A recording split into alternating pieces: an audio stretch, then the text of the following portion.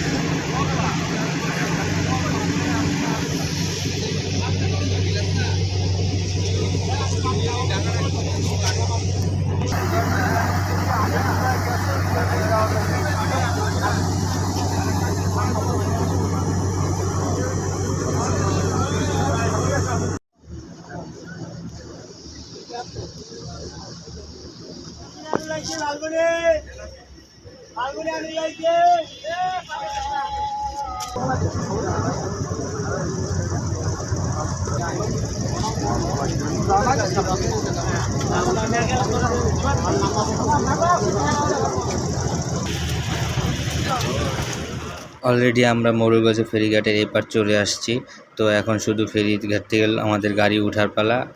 তো সবাই ভালো থাকবেন আশা করি, আর ভিডিওটা ভালো লাগলে অবশ্যই কমেন্টস করে জানাবেন। ধন্যবাদ, আসসালামু আলাইকুম।